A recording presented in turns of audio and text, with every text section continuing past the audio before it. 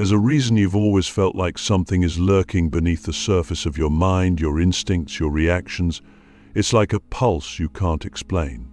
Something unseen, something powerful, something dark. And for most of your life, you've been told to suppress it, to run from it, to bury it beneath politeness, conformity, and spiritual bypassing. But what if I told you that inside you, yes, inside you, there are 7 dark powers already coiled like sleeping dragons? Not evil, not broken, not wrong. Just misunderstood and hidden. Not because they're weak, but because the world isn't ready for what happens when you awaken them. Let's get something straight.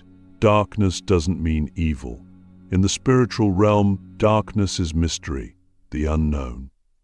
The unlit room in your house that you've avoided entering your entire life. And yet, that room is yours. It holds your forgotten tools, your ancestral keys, your primal instincts. We've all been conditioned to worship the light and fear the dark. But light without dark is shallow. It has no roots, no depth, no contrast. Darkness is where the deep work begins. It's where the raw truth lives. And within that darkness are 7 hidden powers that, once activated, can not only transform your inner world, they can reshape your destiny. I didn't learn this in a monastery. I didn't get it from a book. I discovered it the hard way through collapse, shame, ego death, and spiritual war. And I realized something most people miss. Your greatest power is found not in what you show, but in what you hide. And until you face these dark powers, they will control you from the shadows. But once you own them, they become weapons of liberation. The first dark power is rage.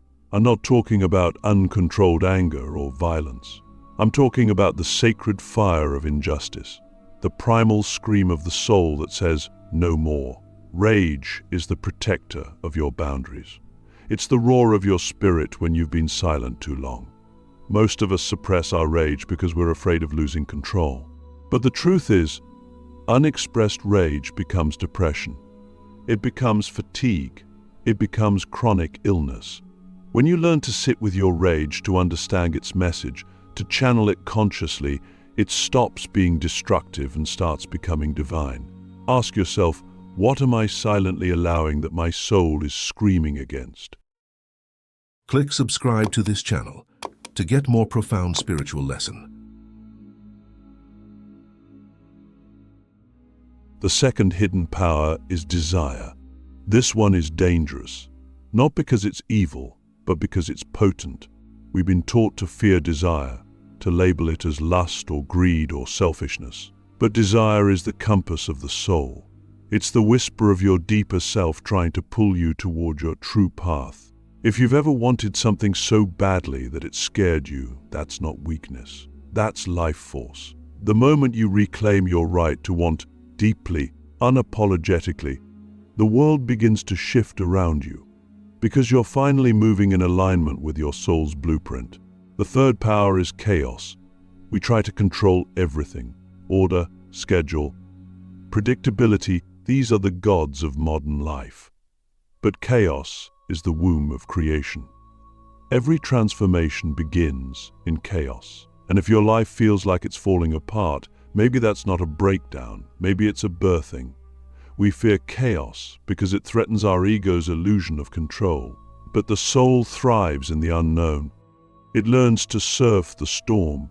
When you welcome chaos, you stop being a victim of change and start becoming its architect. The fourth is shadow. This is the part of you that you've rejected. The jealous you, the vain you, the selfish you, the vengeful you. And most of us try to kill these parts, not realizing they hold our greatest gifts. Your shadow is not your enemy. It's your unpolished power. It's the raw material of your greatness. When you integrate your shadow, you stop being afraid of your reflection. You become whole, because wholeness doesn't come from perfection. It comes from inclusion. What part of you have you been trying to exile that actually holds the key to your freedom? The fifth hidden power is grief. Grief is not just sadness, it's sacred intelligence. It's the soul's way of honoring what mattered. Every tear you've swallowed, every ache you've buried, is stored somewhere in your body. And when you finally let it move, really move, it opens you. It purifies you. It makes space for new life. We live in a culture that doesn't know how to grieve, but grief is a portal. Through it, you remember your capacity to love, to lose, to rise. What grief have you numbed that is still knocking on the door of your heart? The sixth is fear, not the fear that keeps you safe from danger, but the fear that keeps you small. Fear is the gatekeeper of transformation. It shows up right before every breakthrough. And most people turn back when fear whispers, "You're not ready." But here's the truth. Fear is a signpost, not a stop sign. It points you toward your expansion. When you learn to walk with fear instead of run from it, you unlock a level of courage you didn't know you had. What would you do if fear wasn't in the driver's seat? And finally, the seventh dark power is death. Not just physical death, but ego death, identity death, the death of who you thought you were. Every spiritual awakening is a funeral. Something dies so something greater can be born. We fear death because we cling to the known. But death is the ultimate teacher. It strips away illusion. It humbles the ego. It reminds us that nothing real can be threatened. When you stop fearing death, you start living fully, deeply, wildly. These seven powers aren't outside of you. They're in you, right now. And they've been waiting for your permission to awaken. Not to destroy you, but to unleash you. The world doesn't need more light workers afraid of their own shadows. It needs warriors who can walk into darkness and remember who they are. Are you ready to stop running from your own power? Most of us were taught to chase light, find positivity, think happy thoughts, keep your vibe high. But no one told us that the real treasure is buried in the dark, that the gold isn't lying in open fields of sunshine, it's hidden in caves, beneath layers of fear, guilt, shame, and forgotten memory. And here's the paradox. The more we run from the dark, the more we stay trapped by it. But the moment we turn toward it, something profound happens. The fear begins to dissolve, and what's left is not a monster, but a mirror. The unseen weapon we've been missing our whole lives is not more light, it's the courage to walk into our own shadows and listen. You have to understand, darkness isn't the absence of light. It's the presence of the unknown. And inside the unknown is wisdom. Not the kind you get from books or gurus. I'm talking about a raw, supernatural intelligence that only reveals itself when you stop pretending to be perfect. When you strip away the masks and sit naked with your soul. When you say, "I'm ready to see what I've been avoiding." That's when the downloads begin. Wisdom starts flooding in. Intuition sharpens. Patterns become visible. You start to feel the truth instead of searching for it. Think about it. How many times have you tried to meditate your pain away, or affirm your way out of grief, or smile through betrayal? That's not healing. That's spiritual seduction, a trap, because there are things in you that don't need to be silenced, they need to be witnessed. Your rage has a message. Your jealousy has a root. Your anxiety is trying to get your attention. And if you keep pushing these parts of you away, you'll stay fractured. But when you turn toward them with curiosity, something sacred happens. You begin to integrate. And integration is the key to supernatural power. When I say supernatural, I don't mean crystals floating in the air or bending spoons with your mind. I mean a level of awareness that pierces through illusion, a knowing that comes from deep embodiment, a connection to the field of unseen energy that governs reality. And that connection doesn't come from bypassing your darkness. It comes from walking through it. Every time you choose to face something hard inside you, you gain access to more of who you truly are.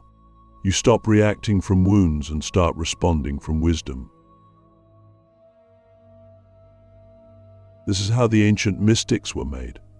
They weren't given scrolls of enlightenment. They were exiled, betrayed, broken, and in that breaking they found the divine. Because the divine is not just in the mountain tops. It's in the valleys. It's in the heartbreak. It's in the nights where you think no one sees you. That's where you meet God, not the God of religion, but the God of truth. The one that speaks through silence and teaches through shadows. And when you learn to listen in the dark, your whole life becomes a conversation with the eternal. We've been trained to look outward for truth, for validation, for proof that we're enough. But the moment you start embracing your darkness, you realize all of those external markers are illusions. You don't need to become better. You need to remember who you were before the world taught you to hide. And your darkness holds the map. That's why it's so terrifying. Because it's powerful. Because it knows your secrets. Because it's been watching you pretend. But it's not there to punish you. It's there to free you. Here's the thing, darkness doesn't lie. It doesn't sugarcoat. It doesn't care about your brand or your followers or your image. It strips everything down to the bone. And in that raw space you find something real, something unshakable, something no one can take from you. That's why embracing your darkness is the most rebellious revolutionary act you can take in a world addicted to pretending. It's the path of the original mystic, the spiritual outlaw, the soul warrior who isn't afraid to bleed if it means waking up. So ask yourself, what have I been afraid to feel? What part of me have I exiled because it didn't fit the image I thought I had to project? What wisdom might be waiting for me in the places I've refused to go? This work is not glamorous. It won't win you trophies. But it will give you something far greater: clarity. The kind of clarity that silences noise. That cuts through illusion.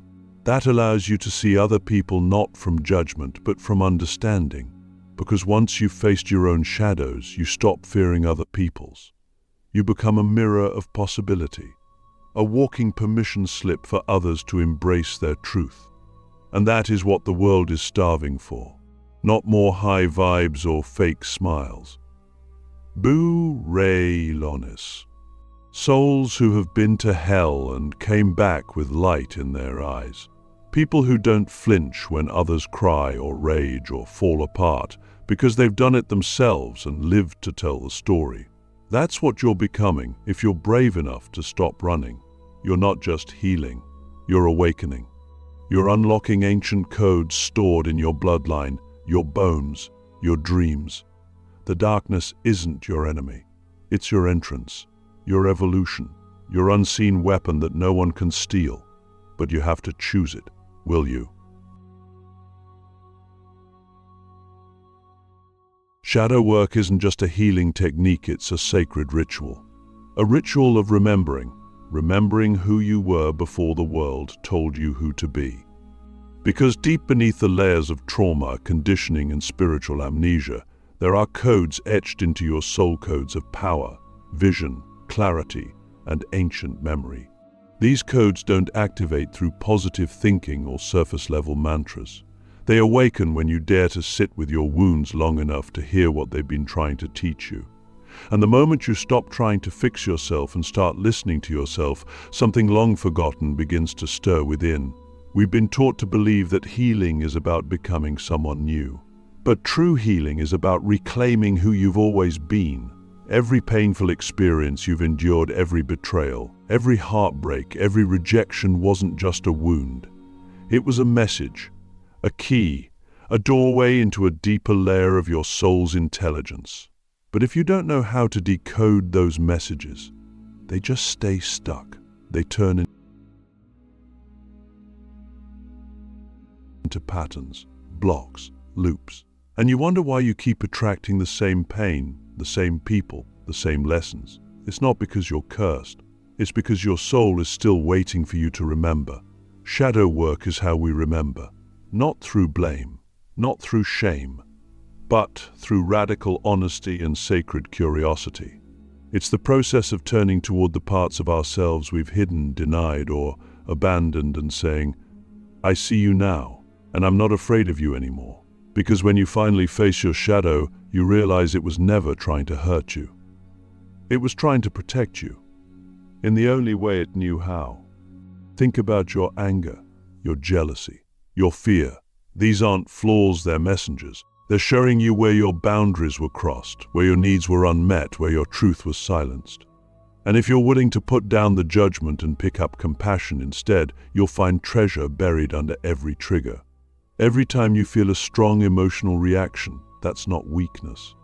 That's a signal. That's your soul pointing to an unhealed place that holds spiritual gold. But here's the secret most people miss. Shadow work isn't just about healing your past. It's about unlocking your future. Because the parts of you that you've disowned are often the same parts that carry your genius, your creativity, your leadership, your voice. That's why the world feels so fake right now, because too many people are only showing half of themselves. They're living in fragments, and a fragmented soul can't fulfill a whole-purpose life. But when you begin the ritual of remembering, when you start gathering all your lost pieces, you become unignorable. Not because you're louder, but because you're real. And realness is magnetic. Realness is what draws people in without effort. It's what makes your presence healing without you even trying. Because when you've integrated your shadow, you carry a frequency that others can feel. You walk into a room and the energy shifts, not because you're perfect, but because you're whole. And wholeness is rare. It's rare because it requires courage. The kind of courage most people avoid. The courage to sit in silence, to feel the ache, to speak the truth, to forgive yourself, to love the parts you were taught to hate. That's the real work.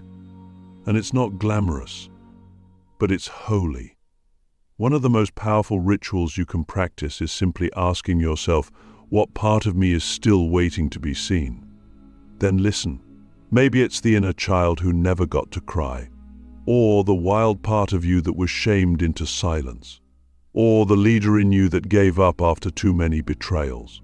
Whoever it is, invite them into the light, not to fix them, but to welcome them back home. Because the more of yourself you reclaim, the more access you have to your full power. And when that power starts to flow, you don't just heal, you create. You begin to create relationships that resonate with your truth. You create art, ideas, movements that carry your essence. You create a life that doesn't just look good from the outside, but feels meaningful on the inside. That's what happens when the dormant codes in your soul begin to awaken. You stop living from survival and start living from sovereignty. Not because the pain is gone, but because you're no longer afraid of it. Ask yourself this: what truth are you still hiding from the world? And more importantly, what truth are you still hiding from yourself? Because that's the truth that holds the key. That's the doorway to your next level. That's the part of you that's been quietly whispering, "Are you ready to remember me now?"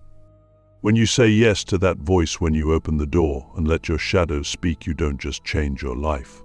You change your lineage. You break the cycle. You stop passing down pain and start passing down wisdom. You become the ancestor your future bloodline will thank. And that's not just healing. That's legacy. That's what you were born for.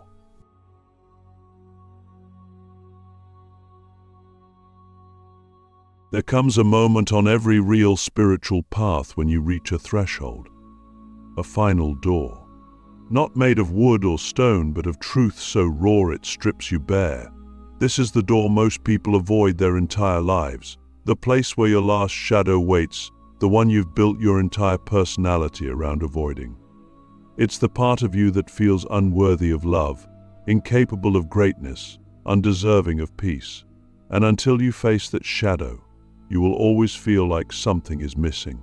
Like no matter how much light you chase, something inside you is still quietly dying. This last shadow is not louder than the others. It's quieter. It wears the face of logic, of reason. It hides in your daily habits, your defensive jokes, your carefully curated image. It's the root of your deepest fear, not that you'll fail, but that you're not enough even if you succeed. It's the part of you that whispers, if they really saw me, they'd leave. And the heartbreaking truth is, most people keep achieving, performing, overgiving, or disappearing just to protect themselves from that voice. But here's what I've learned: the only way out is through. When you finally turn to face this last shadow, it will feel like death. And in many ways, it is. It's the death of the lie. The death of the identity that was built on survival, not truth. The death of the self you thought you had to be in order to be loved, safe, or accepted. But right behind that death is freedom. Nothing else compares to the moment you meet your shame, your unworthiness, your deepest insecurity, and instead of running, you stay, you breathe, you hold the wound, and something miraculous happens. The wound starts to speak. It says, "I've been waiting for you." It says, "I was never here to destroy you.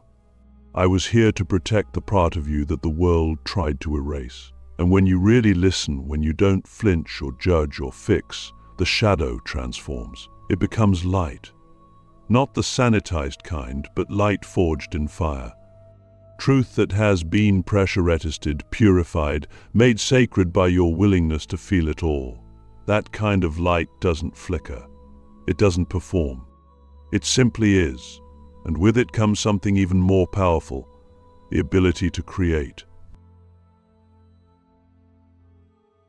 Because once you've faced the final shadow, you are no longer ruled by fear. You don't make choices from wounds. You don't chase validation. You don't shrink for comfort. You create from wholeness, from presence, from pure alignment. You don't just manifest things, you embody realities. You become the kind of person who shifts energy when you walk into a room, not because you're trying to be anything but, because you finally are. That's the secret no one tells you. The deepest spiritual power doesn't come from rituals or crystals or knowledge. It comes from embodiment, from integration, from being a living transmission of truth. And that happens when you've looked at every part of yourself, especially the ones you were taught to hate, and said, "You are welcome here." So ask yourself right now, what if nothing about you needs to be fixed? What if your darkness was never the enemy but the initiation? What if the very thing you've been avoiding is the key to everything you've been seeking? You don't need another course, another book, another ceremony. You need a mirror, a moment of radical honesty, a willingness to turn inward without flinching. That's the moment the final door appears. And when you walk through it, not around it, you don't just become healed. You become whole. And whole people don't wait for permission. They don't second-guess their power. They don't settle for comfort. They create realities, movements, legacies. That's what you are now, a creator. Not because you avoided the darkness, but because you walked through it. And that, my friend, makes you unstoppable.